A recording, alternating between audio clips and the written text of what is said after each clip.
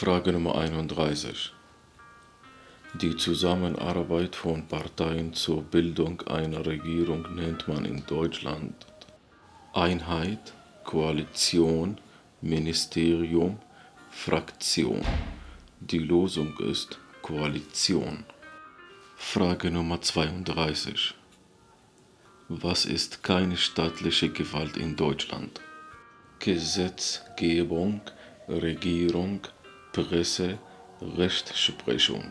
Die Lösung ist Presse. Frage Nummer 33.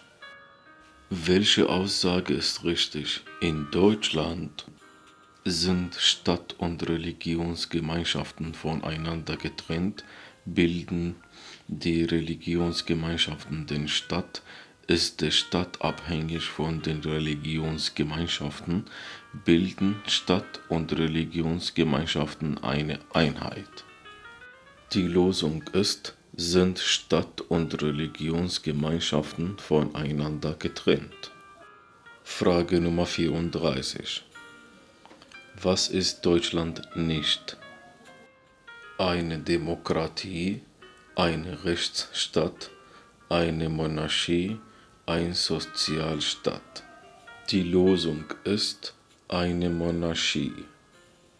Frage Nummer 35. Womit finanziert der deutsche Staat die Sozialversicherung?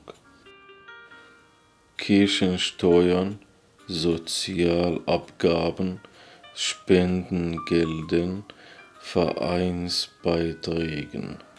Die Lösung ist Sozialabgaben. Frage Nummer 36. Welche Maßnahme schafft in Deutschland soziale Sicherheit? Die Krankenversicherung, die Autoversicherung, die Gebäudeversicherung, die Haftpflichtversicherung. Die Lösung ist die Krankenversicherung. Frage Nummer 37.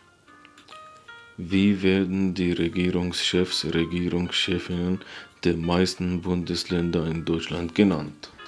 Erster Minister, erste Ministerin, Premierminister, Premierministerin, Senator, Senatorin, Ministerpräsident, Ministerpräsidentin.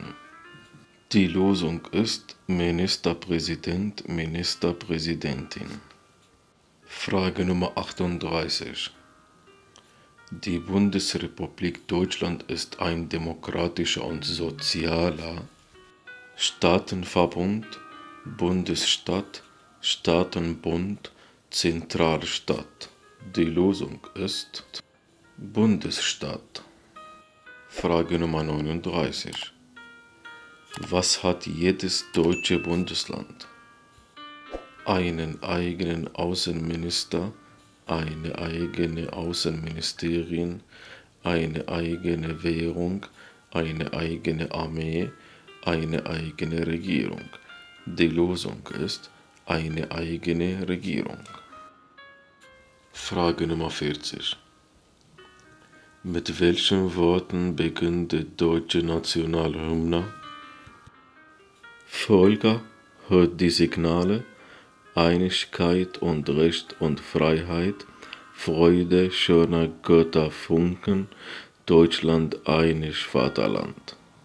Die Lösung ist Einigkeit und Recht und Freiheit.